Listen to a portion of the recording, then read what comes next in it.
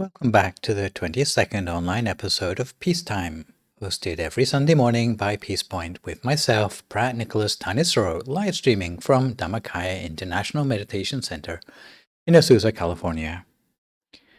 Today's session will be about an hour and 10 minutes long and will consist of a 20-minute talk and 30 minutes of meditation, finishing up with 20 minutes of conclusion and news updates. Last time you saw me, we looked at getting in touch with the real you and appreciating others. The topic for the Dhamma talk today, continuing with our theme about the defilements of ignorance, will be getting out of your head and into your life. Again, this session, for what it's worth, I would encourage you to send in any questions you have by emailing me at peacetime.questions@gmail.com so that I can have a shot at answering them next time round.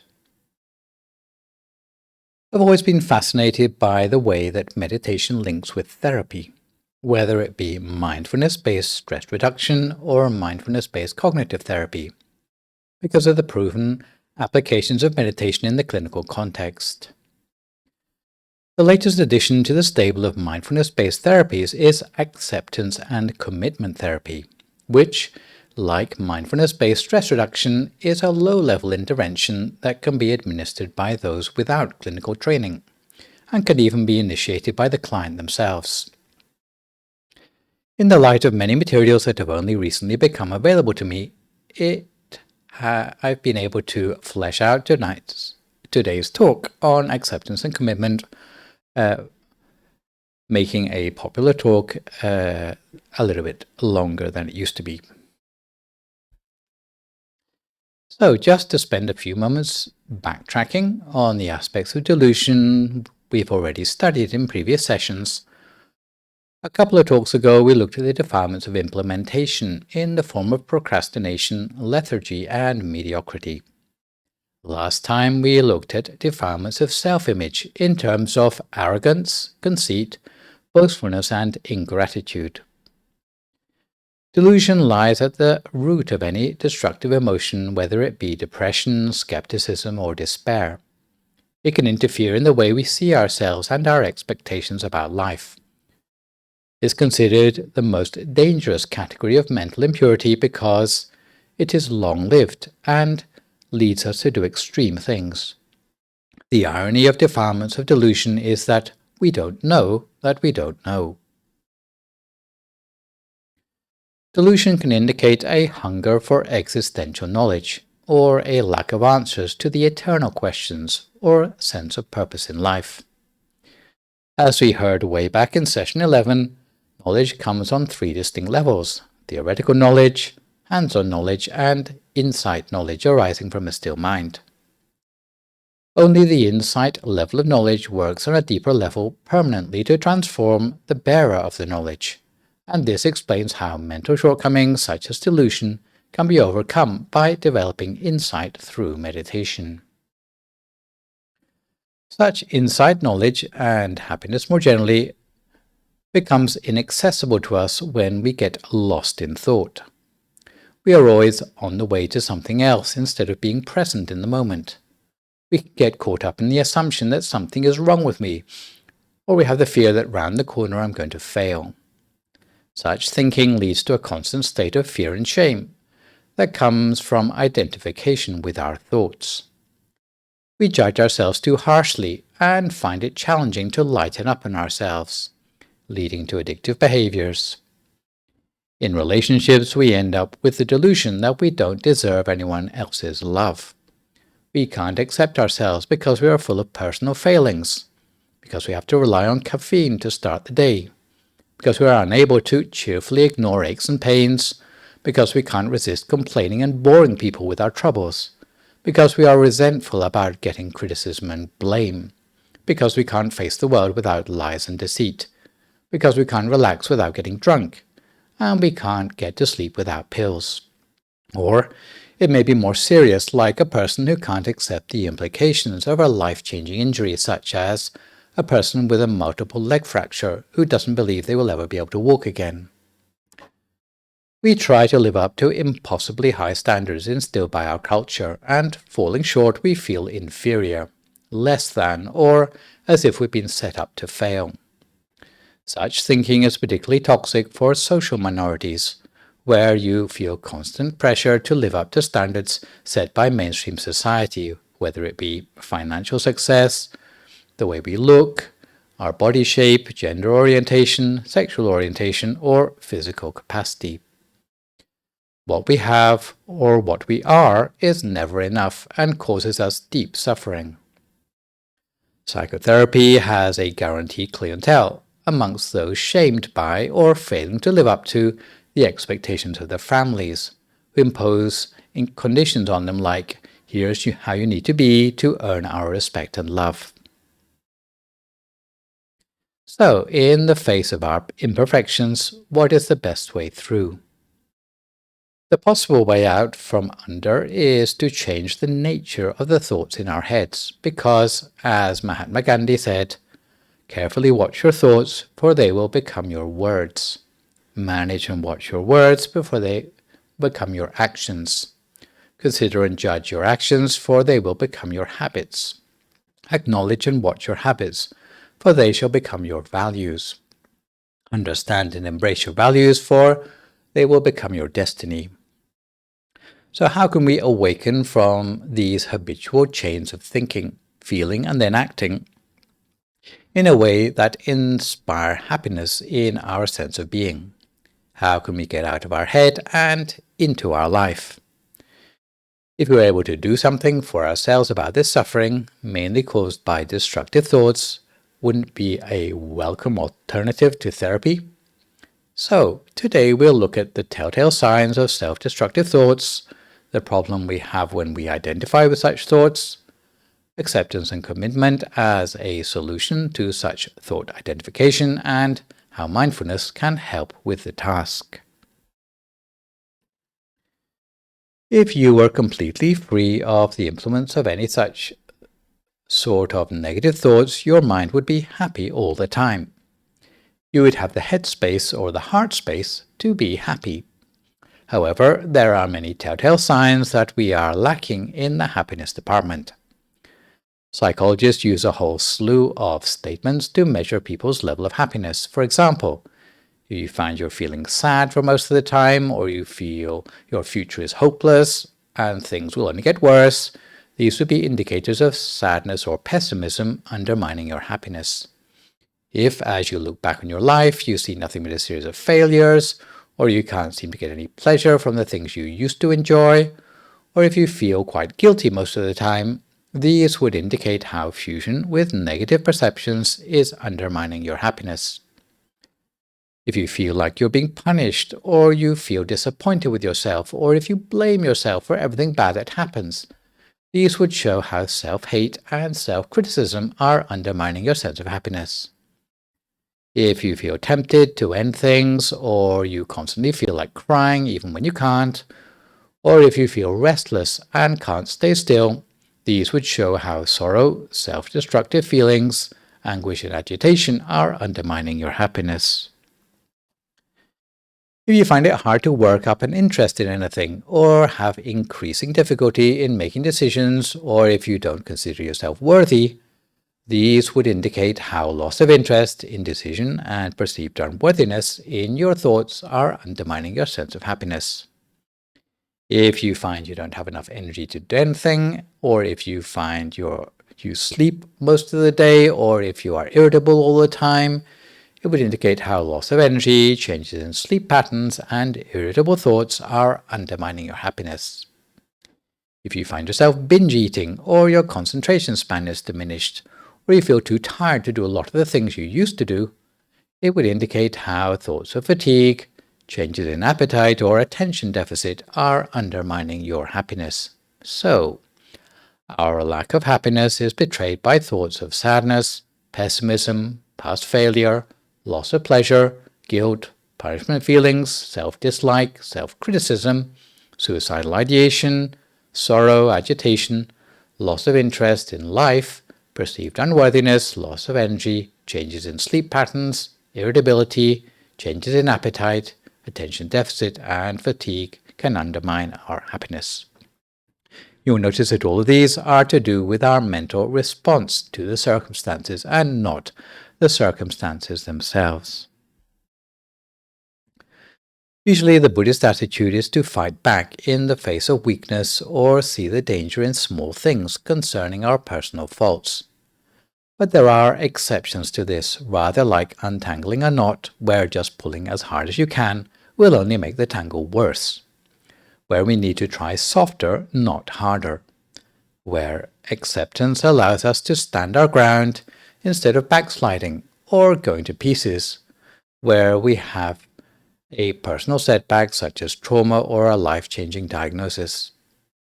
In Buddhism, this strategy is described as the difference in perfections between patience, khanti, and perseverance, virya. The heart of the problem undermining our happiness is identifying too much with our thoughts. It's due to a loss of the psychological flexibility that usually allows you to distance yourself from thoughts or reframe your thoughts. It leads to an inability to accept the difficulties that come with life, thereby closing us off from any possibility to do anything about our problems. It concerns the relationship we have to our painful thoughts and feelings that blocks us from our transcendent sense of self, blocks us from living in the present, and blocks us from taking action, meaning we fail to be guided by our deepest values to access a rich and meaningful life. A lot of psychological suffering can be caused by experiential avoidance, which means attempting to avoid or get rid of unwanted private experiences such as unpleasant thoughts, feelings, sensations, urges, or memories. Such efforts to avoid experiences might work in the short term, but in the long term they often fail, and in the process they often create significant psychological suffering. Like any serious sort of addiction, which in the short term seems to make you feel good and gets rid of unpleasant thoughts and feelings, but in the long term it destroys your health and vitality. The core conception of acceptance and commitment is that psychological suffering is caused whenever we are in denial about aspects of experience. As a simple way to summarize the core of problems, therapists use the acronym FEAR, F-E-A-R, where F stands for fusion with your thoughts, E stands for evaluation of experience, A stands for avoidance of your experience, and R stands for reason giving for your unwise behavior.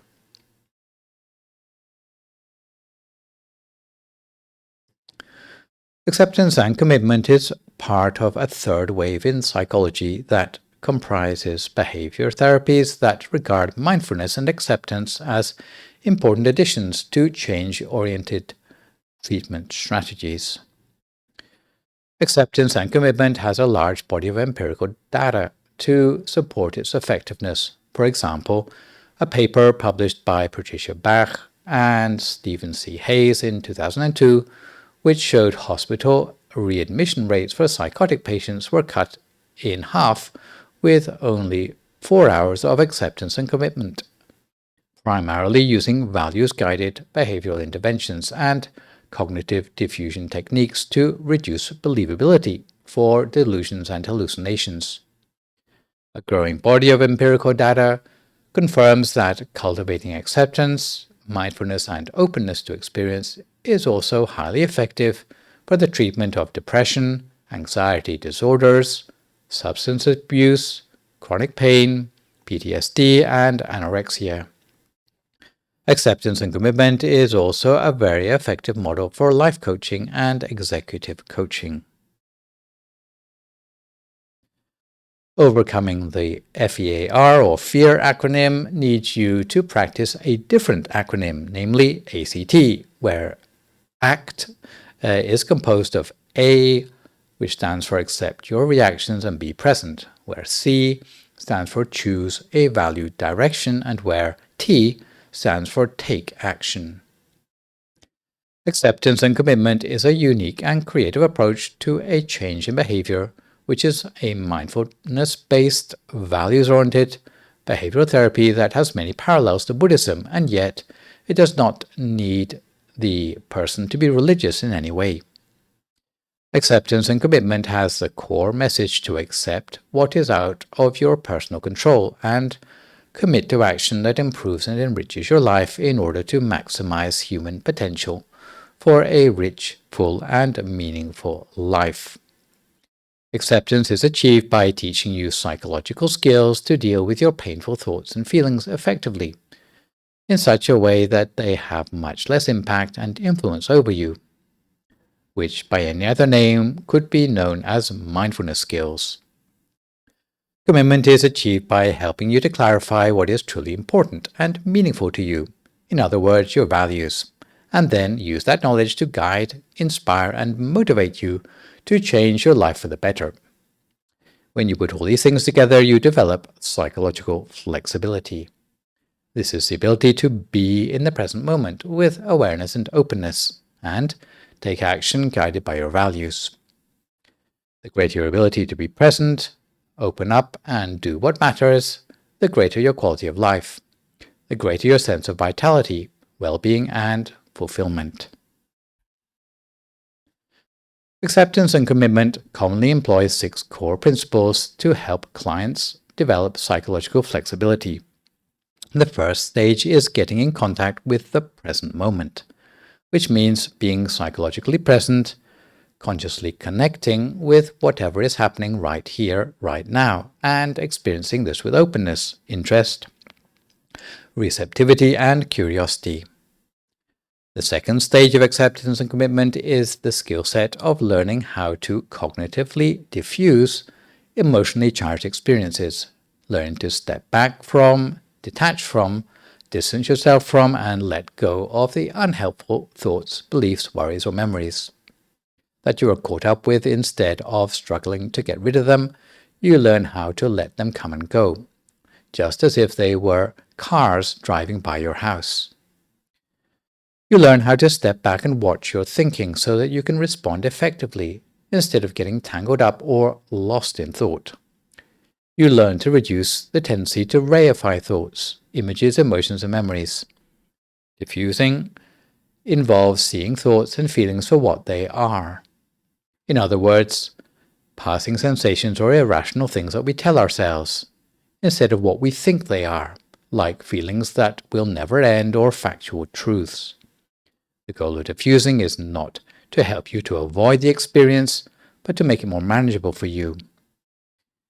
It may mean using the principle of real but not true for your thoughts in order to reduce their perceived threat to us.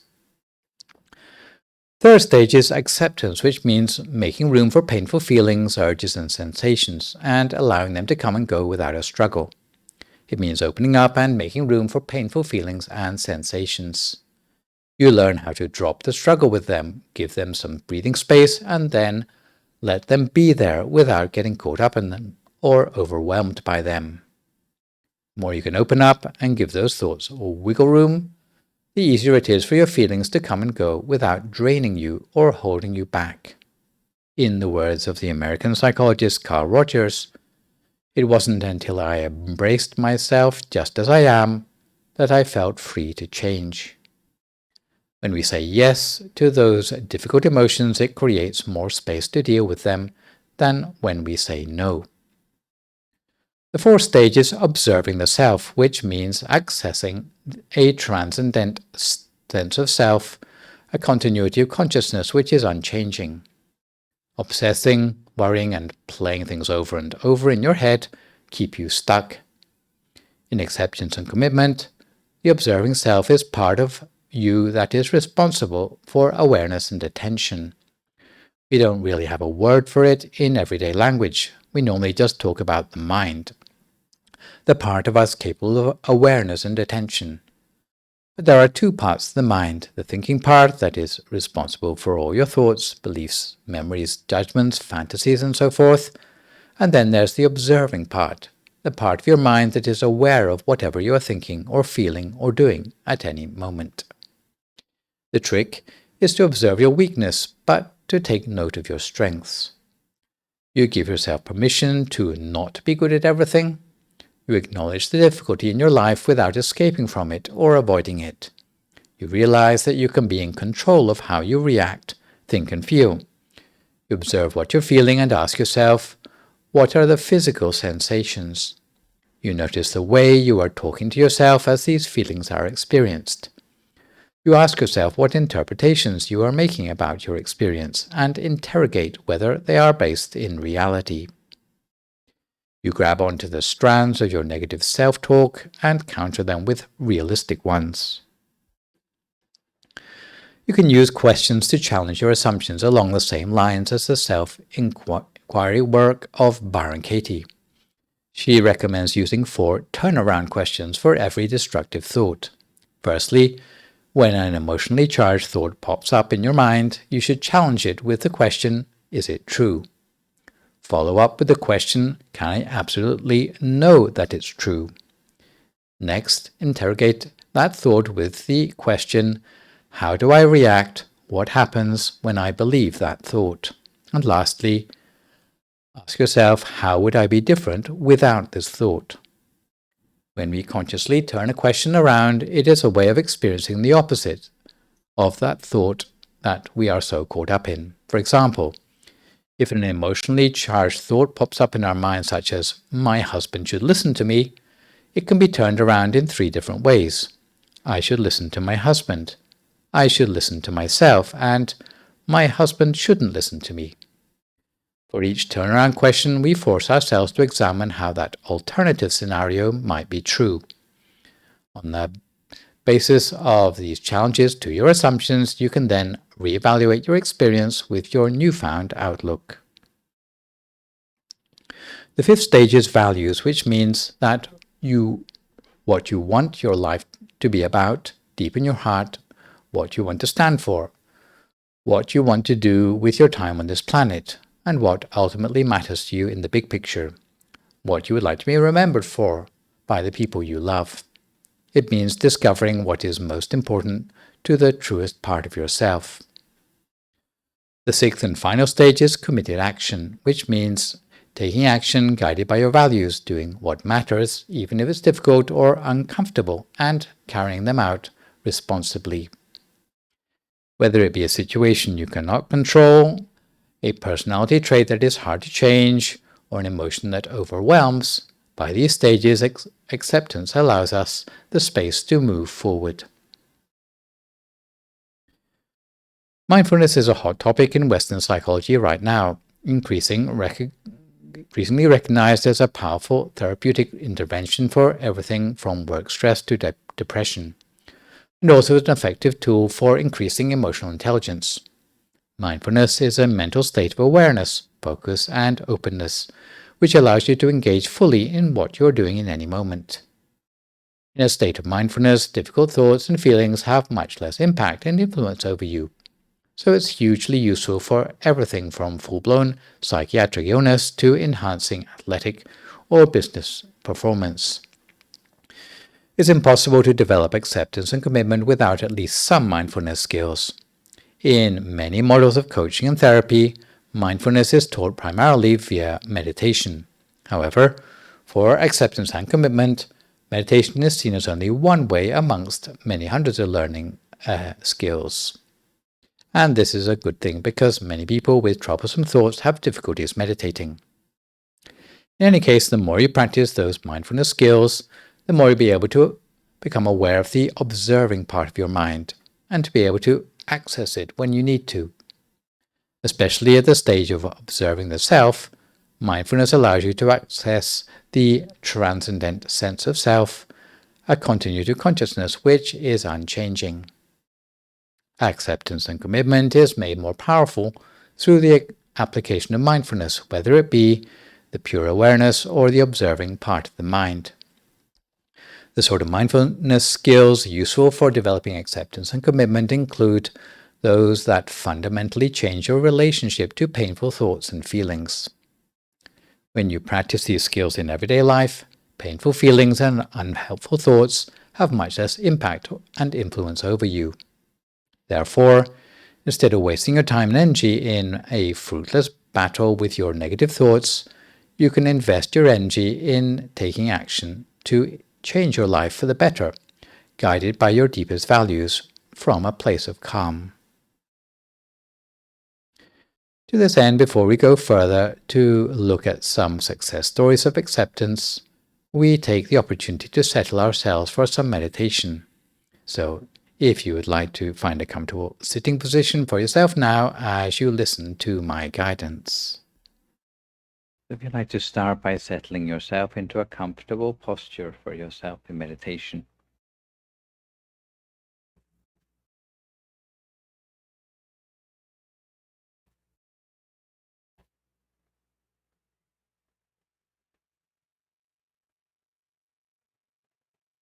Closing your eyes very gently, much the same way you might close your eyes to go to sleep.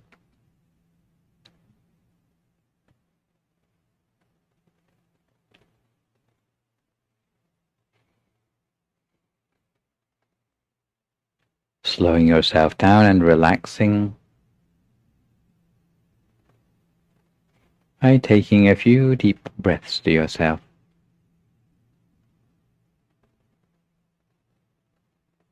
Breathing in the cool, refreshing air from around you, and breathing slowly and smoothly out again.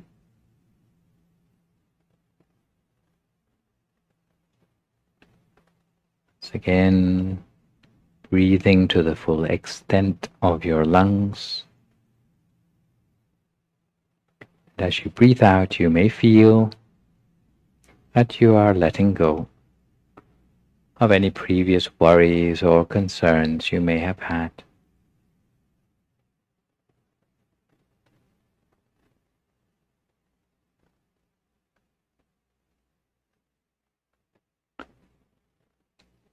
From there, we do our normal pre-flight check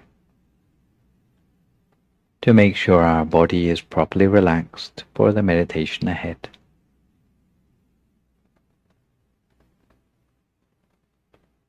This involves scanning down through the whole of our body to make sure each and every muscle of our body is properly relaxed. So relaxing our forehead, releasing any tension in the muscles there.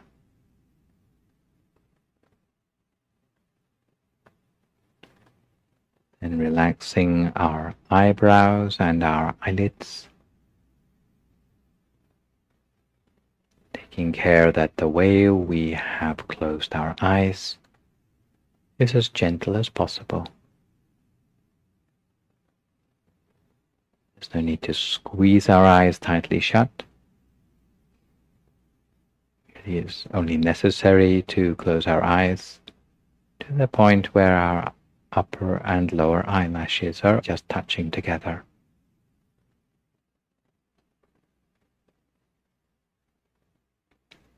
And we allow the muscles of our face to become soft.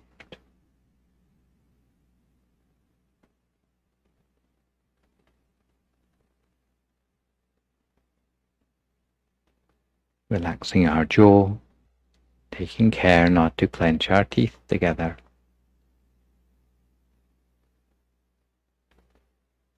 And avoiding even pursing our lips.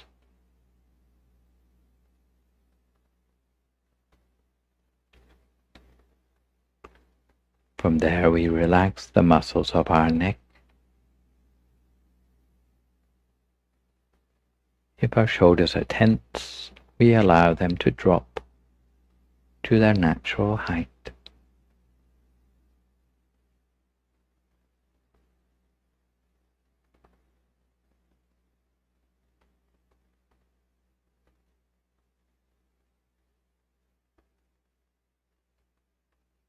And we relax both arms, our forearms,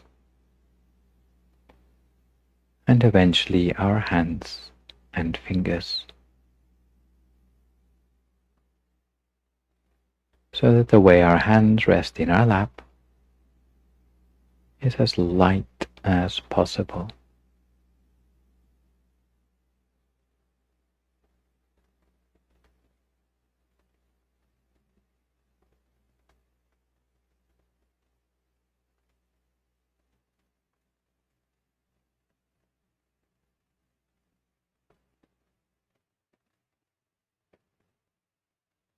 And we continue by relaxing all the muscles in our torso, relaxing our chest,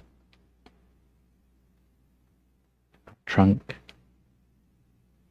and eventually the whole of our abdomen. Taking particular care to relax the muscles across our stomach.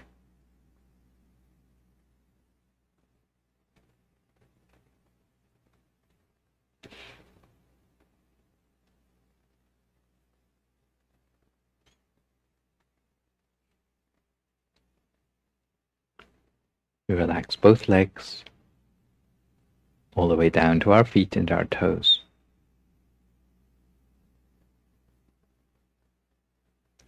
Till eventually all the way from the top of our head right the way down to the tips of our toes.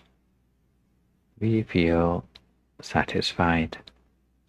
There's no remaining part of our body with any sort of stress or tension anymore. If we do notice places where tension seems to linger on, we do our best to relax it as far as we can. And it should leave us with a sense that our whole body is something we can forget about, or as if it seems to melt away into the atmosphere around us, allowing us to turn our attention instead to the feeling on the inside, a sense of warmth and well-being, or a sense of inner space.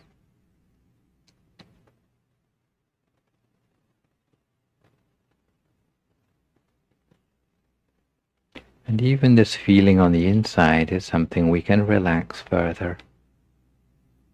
If we're able to let go for a few moments of all the normal worries and concerns we associate with our everyday life.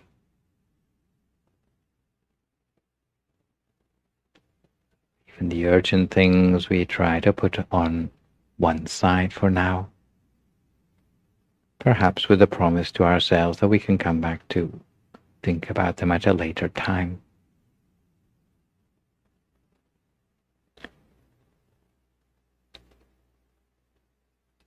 We try not to dwell on any regrets in our past. So, avoiding the temptation to make plans for the future. Being very much in the here and now. As the present moment is the only place we can really make any difference in our life. So we try to focus on the task in hand. Gathering our attention back from any possible distractions in the outside world to a place of peace and serenity that lies inside us.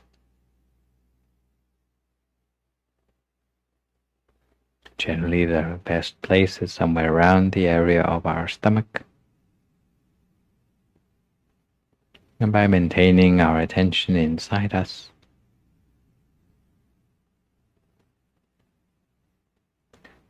it will help our mind to absorb the positive energies of the inner world. At the same time, although we may be aware of what's going on around us,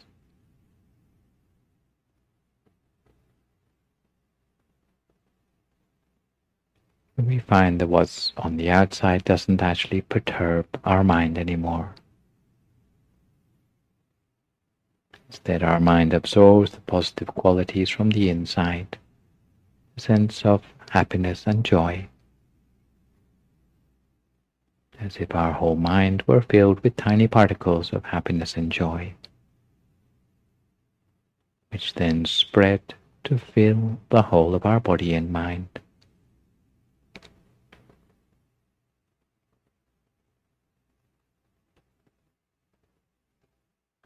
When we feel relaxed and refreshed, both in body and in mind,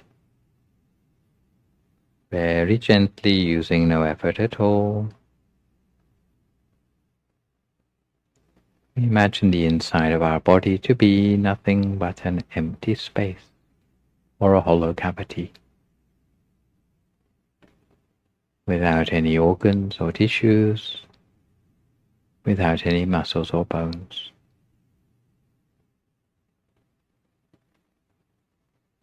Or some people may prefer to imagine their body as being like a transparent bubble, with nothing on the inside.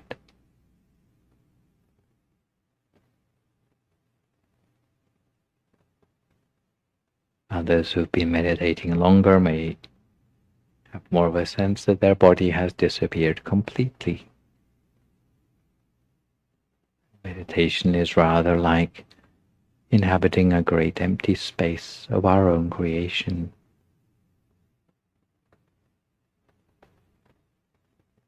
Whatever your experience of the inner space, allow the focus of your attention to drift slowly downwards on the midline of your body,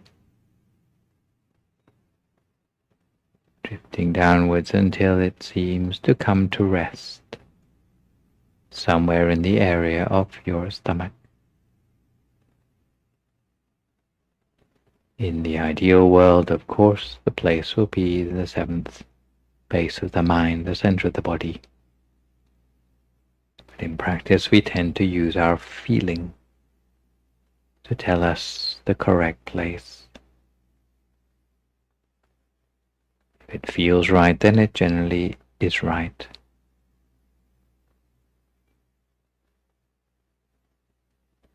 For some people, simply bringing the mind into place will already give rise to inner experience, which we can then adopt as the object of our meditation.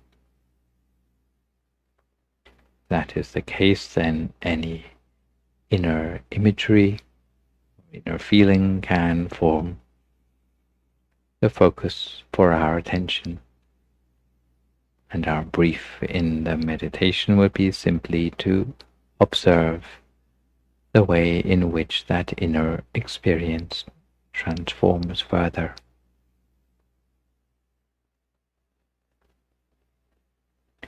However, if you are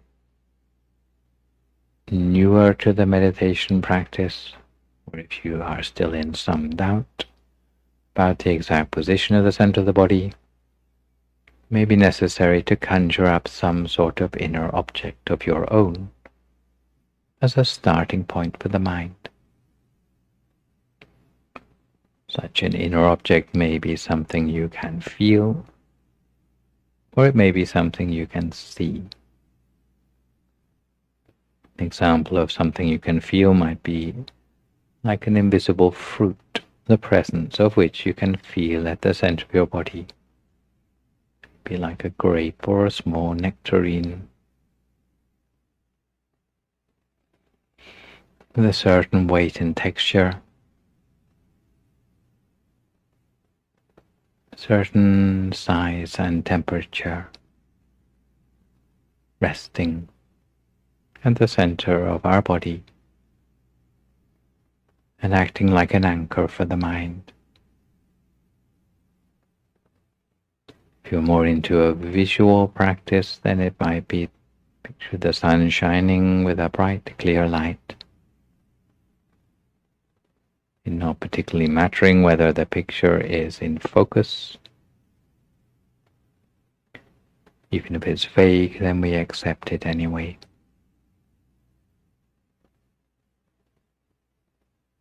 And if we do find that our attention is distracted away by other things, each time we realize, we simply bring the attention back again. If we're new to meditation, then we may need to persevere with bringing the mind back repeatedly.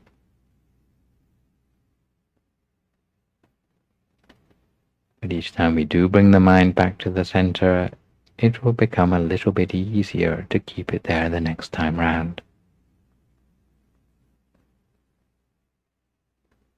It wanders and we bring it back. The inner object disappears, and we can conjure up a new one. The object transforms, and instead of changing it back, we follow it in its new form.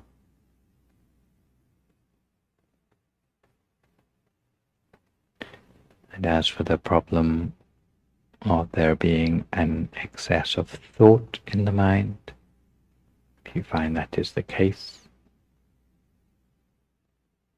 then you may be able to reduce the number of thoughts simply by ignoring them,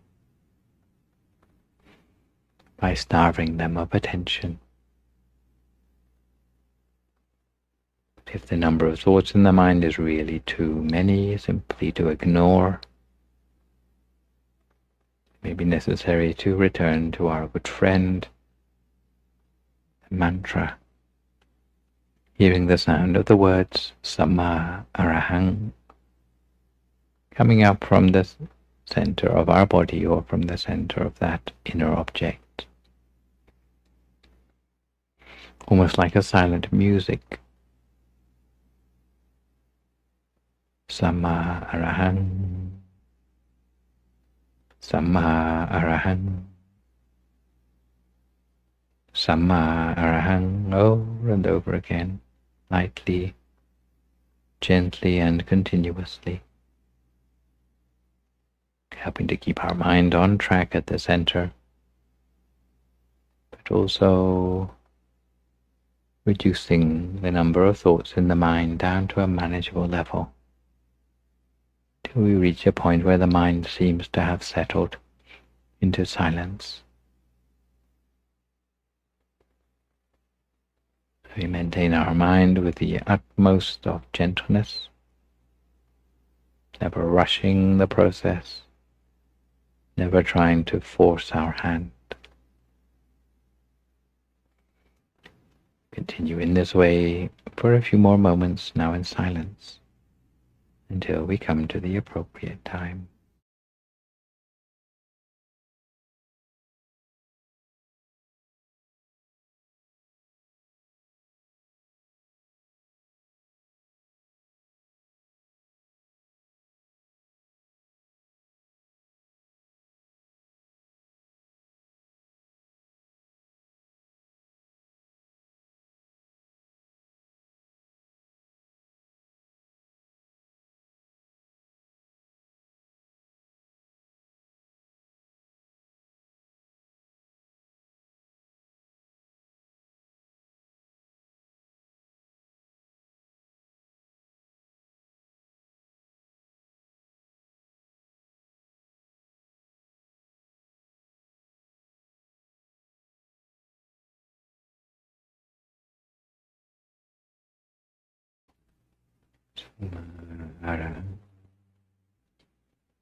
Samma Arahang, over again, lightly, gently, and continuously, helping to keep your mind on track at the center of the body, while at the same time reducing down the number of thoughts in the mind to a manageable level, eventually to a point where only silence reigns in the mind. The mind can focus on the inner object that we have chosen. We find our attention wandering away to other things each time we realize. Bring our attention back. The object disappears, we can think of a new one. If it changes, we follow it in its new form. If we feel uncomfortable, we can try changing or adjusting our position. We try to do so in a way neither perturbs the state of mind inside ourselves that we've built up for ourselves, nor disturbs the people around us. We continue to keep our mind on track in this way for a few more moments in silence, lightly and gently, continuously at the center of our body, for a few more moments now in silence.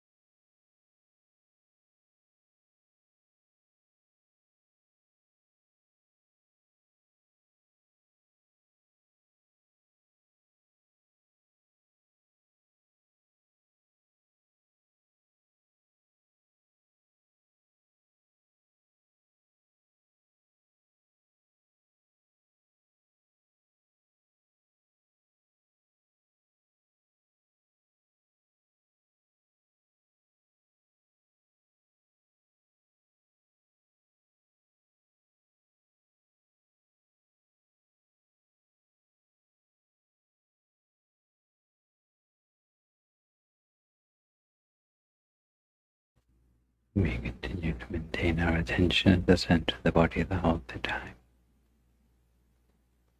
always at the center of whatever inner experience we've built up for ourselves as a result of the meditation so far.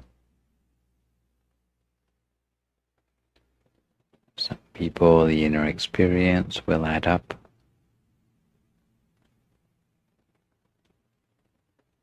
to a sense of inner brightness, in which case we can place our attention at the center of the inner brightness very gently, in a way that allows the brightness to spread outwards from that central point. For others for whom the meditation is something more like an inner feeling, you can place the attention very gently at the center of the feeling, in a way that allows the inner feeling to become larger in size, spreading outwards from that central point.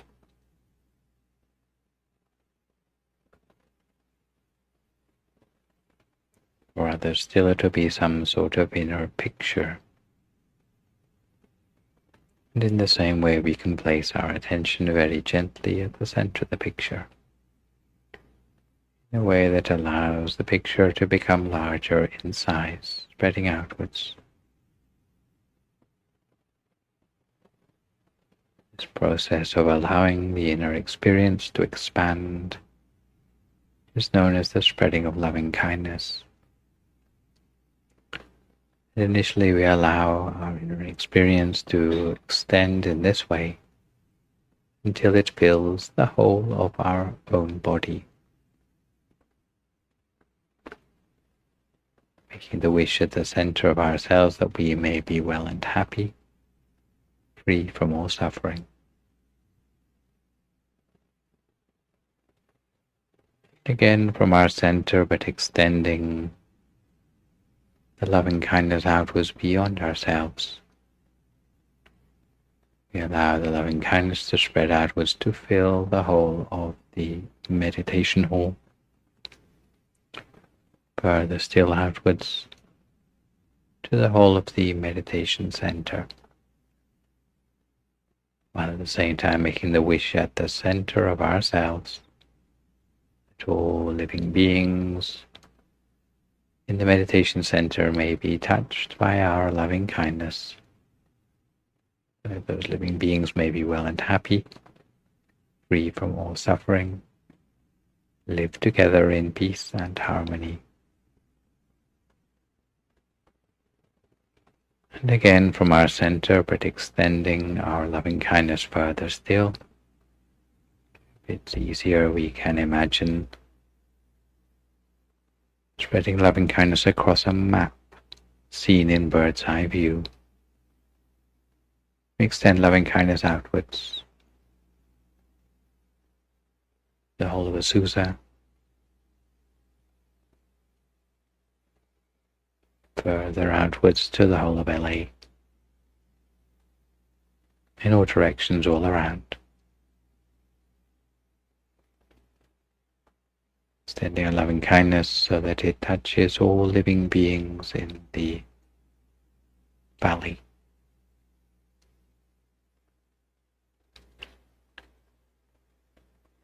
I wish that all those living beings may be well and happy, free from suffering, and live together in peace and harmony. Sending loving kindness to the whole of California, to the neighboring states,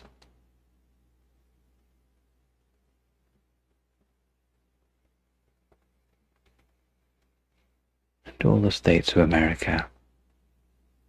The wish that all living beings therein be touched by our loving kindness. And all those living beings may be well and happy, free from suffering, live together in peace and harmony.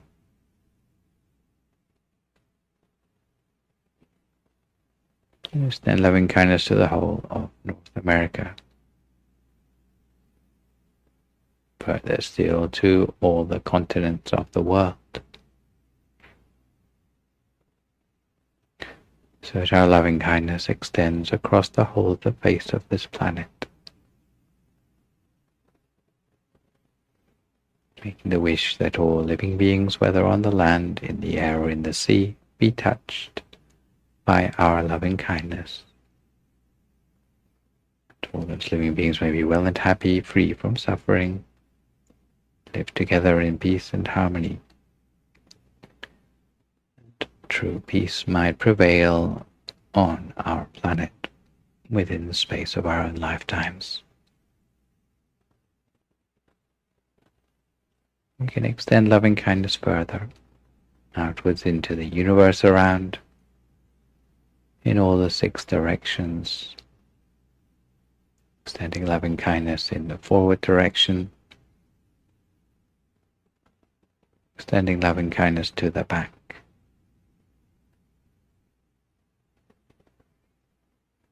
extending loving kindness to our left,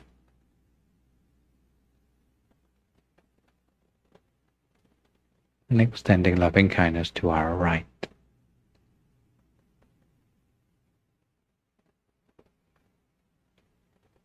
Extending loving kindness above us,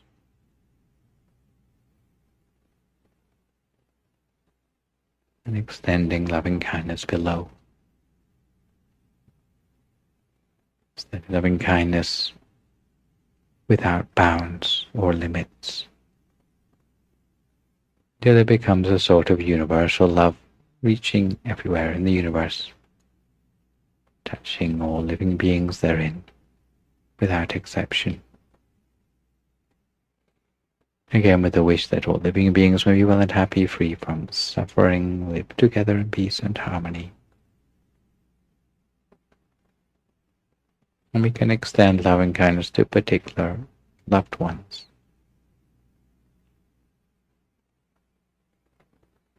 Towards those for whom we feel a sense of gratitude, towards those who are still alive, and to those who have already passed. We can extend loving kindness in this way for the last few moments of our meditation practice together, until we come to the appropriate time.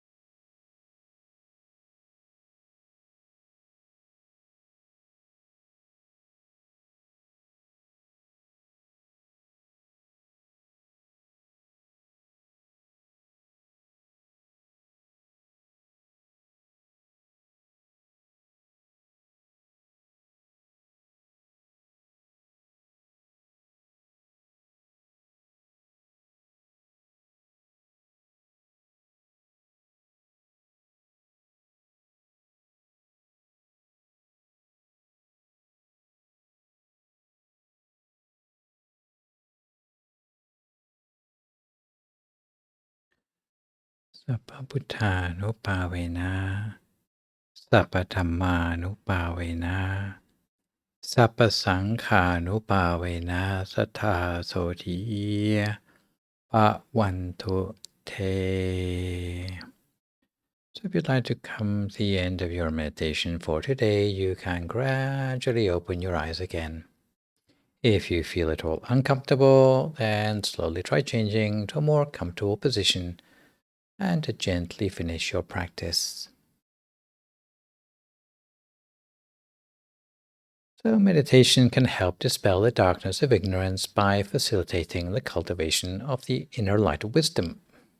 By meditating more, you will get the mindfulness and eventually knowledge to see beyond the compelling but illusory nature of your thoughts, while gaining the motivation to commit to a life path more realistically aligned with your values. And in this respect, and in the absence of any questions again this session, I have 3 stories about acceptance to tell you today. The first is a story about a person who found a perceived problem was no longer a problem as soon as they were able to accept it.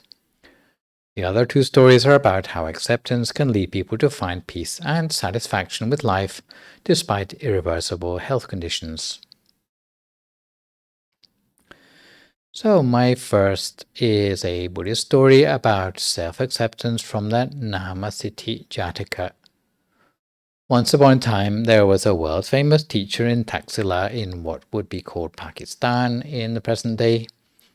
He had 500 of the smartest students who learned sacred teachings from him. It just so happened that one of these smart students had been named Babaka by his parents, and the meaning of the word Babaka is bad or jinx. One day it occurred to him, whenever I'm told, "Come here, Jinx," "Go away, Jinx," "Do this, Jinx," it's not nice for me or others, it sounds disgraceful and unlucky. So he went to the teacher and asked him to give him a more auspicious name, one that would bring good fortune rather than bad. The teacher said, "Go, my son, go wherever you like and find a more fortunate name. When you return, I will officially give you your new name." So the young man called Jinx left the city and traveled from village to village until he came to a big city. In that city, a man had just died, and Jinx asked what his name was. The people said his name was Jivaka, which means alive. "What? A person called alive is also dead?" asked Jinx. The people answered, "Whether his name be alive or whether it be dead, in either case he must die. A name is merely a word used to recognize a person. Only a fool would not know this." After hearing this, Jinx no longer felt so bad about his own name. But he didn't feel good about it either. As he continued on his way through the city, a dead slave girl was being beaten by her masters in the street. He asked, "Why is she being beaten?" And he was told, "Because she is a slave until she pays back the loan to her masters. She has come home from working with no wages to pay interest on her debt." "And what is her name?" he asked. "Her name is Dhanapali, which means rich," they said. "By her name she is rich, but she has no money to pay interest?" asked Jinx. They said, "Whether her name be rich or whether it be poor, in either case she has no money.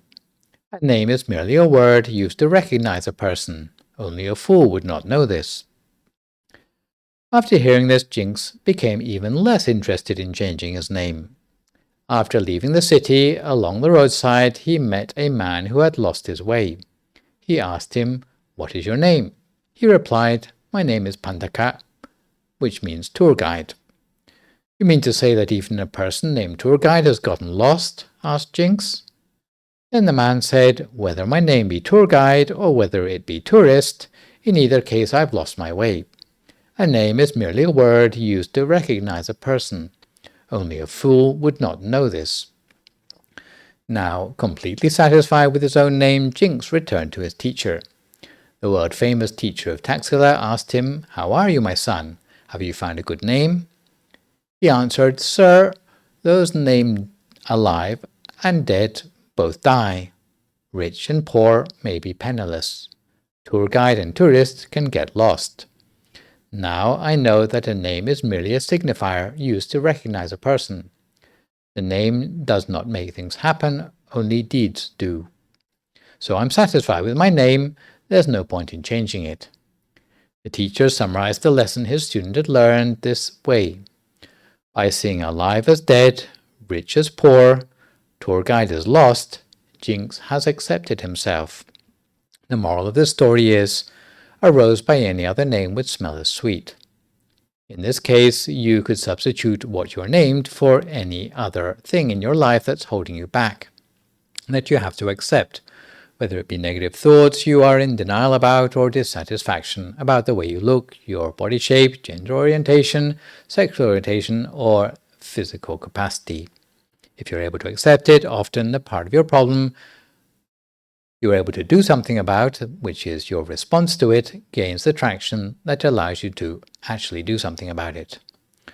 What we can see from this story is that a person may find a perceived problem is no longer a problem as soon as they are able to accept it. We now turn to a story of acceptance for a more high-stakes life challenge. And the story comes from the late Peter Matthiessen's book The Snow Leopard, in which he describes his visit to a Lama with crippling arthritis, and who lives in a really isolated region of Tibet. Peter was trying to get his head around understanding how it feels to be this Lama. He was trying to empathize with what it would be like to know you're never going to be able to leave where you are because of your condition. Probably a little bit like lockdown these days. So, Peter decided via translator to ask the Lama about his experience. And I'm going to read you some of what he wrote. Peter narrates, "The Lama of the Crystal Monastery appears to be a very happy man, and yet I wonder how he feels about his isolation. He hasn't left the monastery in 8 years now because of his legs, and he may never leave again."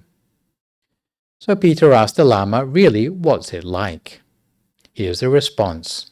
Peter writes, "This holy man of great directness and simplicity, with big white teeth shining, laughs out loud in an infectious way at the question, indicating his twisted legs without a trace of self-pity or bitterness, as if they belong to all of us. He casts his arms wide to the sky, and the snow mountains, and the high sun, and dancing sheep, and cries, 'Of course I'm happy. It's wonderful, especially when I have no choice.'"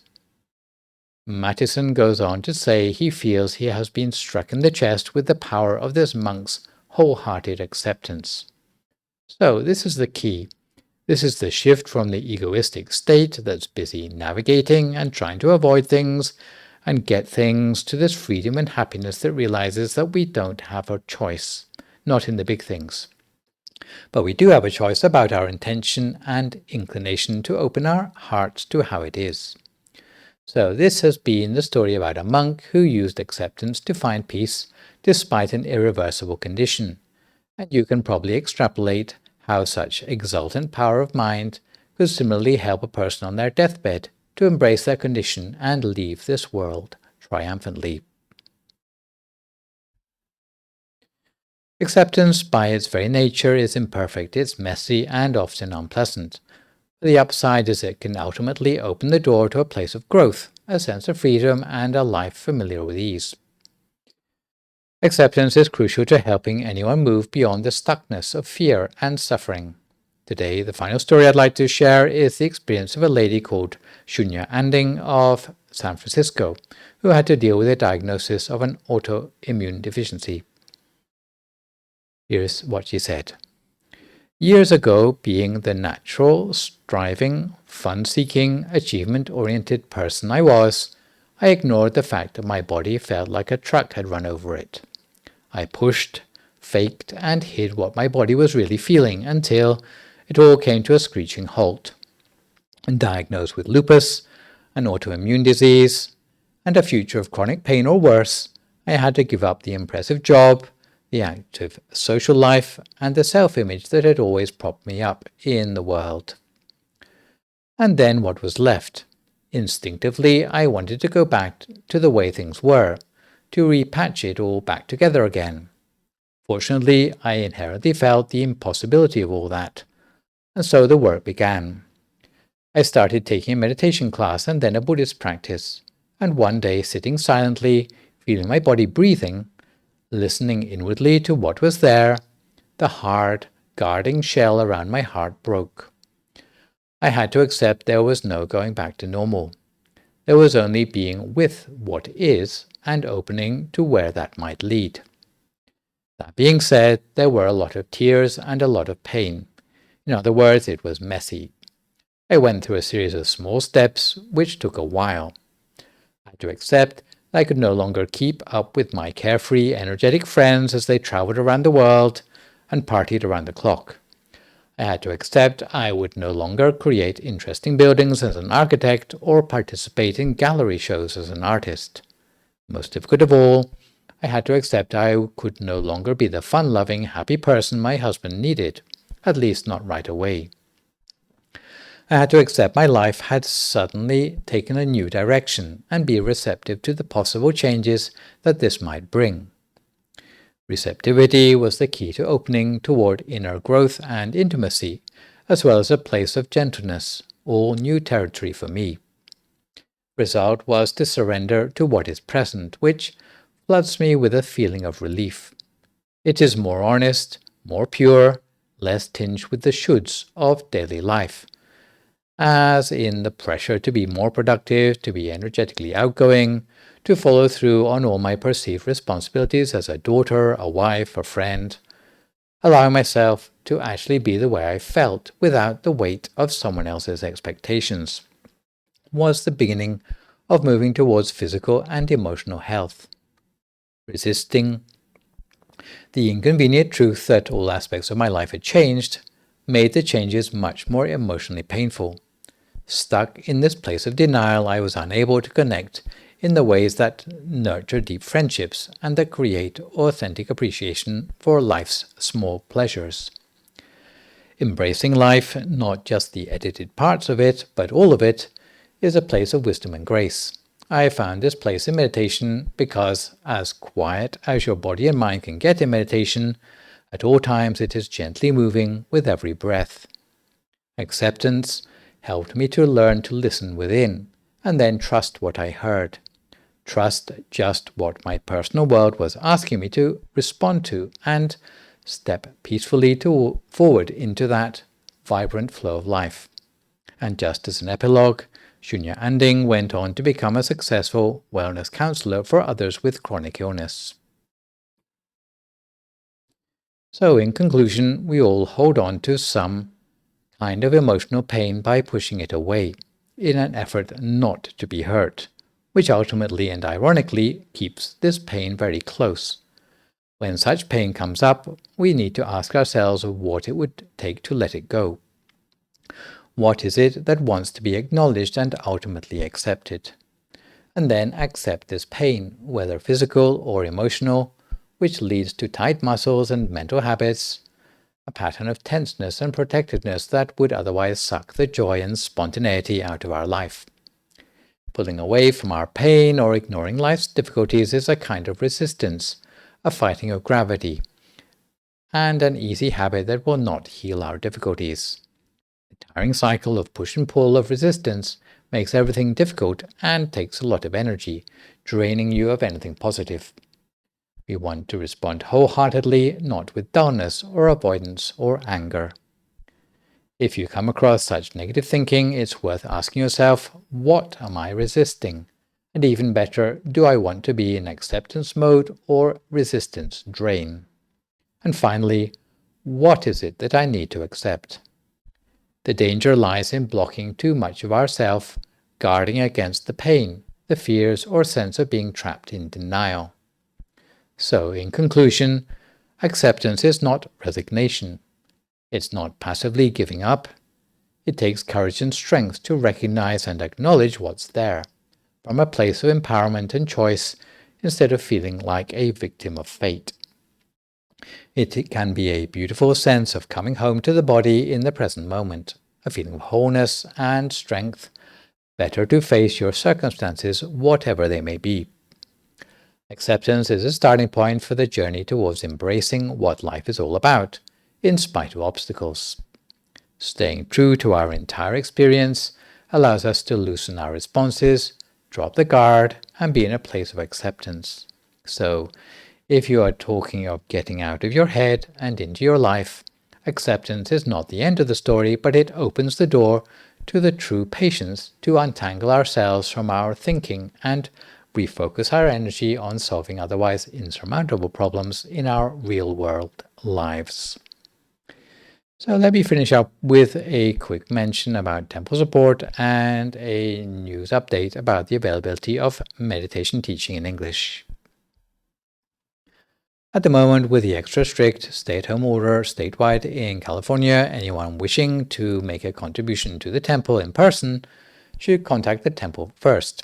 If you would like to bring food to the temple during this period, all you need to do is phone up Crystal first on 626-991-6958, and a monk in PPE will come to receive the offering and give a short blessing at the temple gate.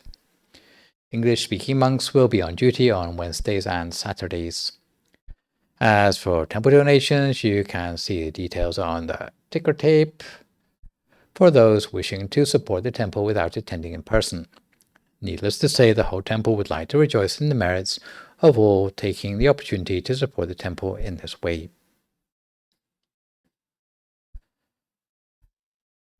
Meditation is particularly valuable in this COVID era to help us cope with the extended lockdown. And in this respect, here at the temple, although there are still no face-to-face teaching sessions for the interim, you can access Dhamma teaching in English at the YouTube channel called Peace Point Meditation, or the Facebook page of Peace Point Meditation. For those of you who have been following my talks, you may be interested to subscribe to a YouTube channel which I have recently set up in my own name, which can be found by searching for Phra Nicholas Thanissaro on YouTube, where I have uploaded more than 100 clips of meditations, Dhamma talks, funeral talks, talks for children, and so forth. Meanwhile, there is a streamlined schedule by popular request for 2021 for the Peace Point broadcasts. Every Sunday morning, you have now got me with live material and archived material on alternating Sundays. Venerable Sopon now appears every Thursday evening. Meanwhile, Peace Breaks from Peace Point are broadcast every Monday and Wednesday between 7 and 7:30 p.m. There is a silent meditation broadcast each Friday between 7 and 8 p.m. For the benefit of families listening in, there's also a special show for children in English known as Shining Stars that goes out between 7:30 and 8 p.m. every Monday evening with bedtime stories and meditation short enough for the benefit of younger listeners. Outside of the live streams and on-demand programming, there is also the newly updated Mind Gem app, which you can download for free, allowing you to listen to meditation and Dhamma talks in English on your cell phone, even when you are offline. And so this session we've looked at the topic of getting out of our head and into our lives. For my next live session online with you, which will, fingers crossed, be a week on Sunday morning, we'll be moving on to look at something along the lines of right and wrong worldview. For good measure, I'd like to remind viewers that even better than posting thank you or great talk or sadhu in the broadcast comments, you can email your questions about meditation or whatever you've heard in the lecture to the email address as you can see spelled out in the slide. And I will do my best to answer these questions on my next session. In the meantime, try to stay healthy, avoid recklessness or complacency in the face of the virus, maintain a positive mood, speak only positive words, forgive others, extend good wishes to others, and meditate daily. Also, despite the cabin fever of lockdown, may you all be able to engage with the ability to accept things you can't change about your life and also commit to action in order to overcome those things more easily as we put 2020 in the rearview mirror. So for today, this is me, Phra Nicholas Thanissaro, signing off for the session. So long, folks, and stay safe.